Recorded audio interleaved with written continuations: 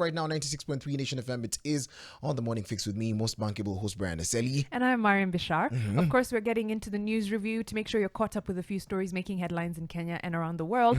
That you so you're not caught off guard when people are having conversations, right? Yes. Especially if you're a parent or a student, this is definitely something you should pay attention to. The teacher strike that has been looming is still going on as planned starting this Monday because talks between the TSC and the teachers unions, that is Kupet and NUT, have failed. They've stalled so far. So starting next Monday, teachers do plan to go on strike. Yes, as Mariam has said, there is a standoff in negotiations and the Teacher Service Commission and the teachers unions, that is Kupet and NUT. And as that conversation has definitely collapsed, there is a looming nationwide strike that is on Monday.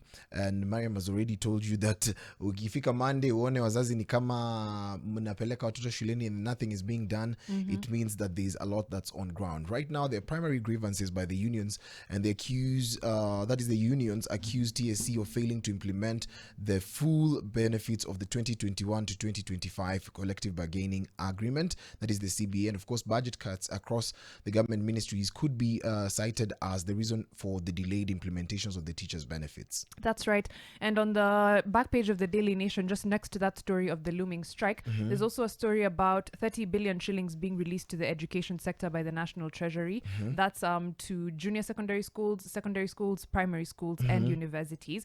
But even with that, the union says their demands have not been met because as much as the TSC has said that they will honor the 2021-2025 CBA, there's still a few other things that have not been dealt with. One, proper administration of teachers' medical cover, the remittance of third-party dues, that is whether it's loans that are being, paid, whether it's NHIF, NSSF. So teachers would often get their pay slips and they've been deducted these NHIF, NSSF, etc., maybe a loan payment.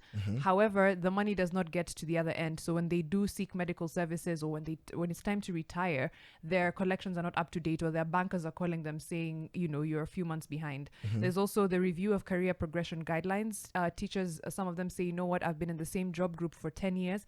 I've gone through numerous interviews trying to get to the next stage, but alas, the promotion is not forthcoming. And I know the TSC would definitely point a finger towards the budget cuts, but I think teachers have always complained for a very long time.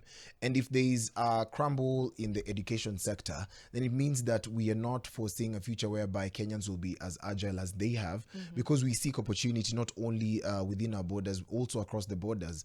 And we've been known to be very competitive because of the quality education that we received. I mean, we will always point a finger towards the Kibaki era, whereby the kind of education system we had was more consolidated in that we had free primary education. And of course, the education model for the universities was actually something that you definitely look, because there was the emergence of so many institutions of higher learning. True. So I don't know what you think about this, but you can grab yourself a copy of the Daily Nation. Inside TSC Teachers Talk, standoff as strike looms. And of course, just as a side piece, Treasury releases 30 billion to the education sector. Tell us what you think about that right now.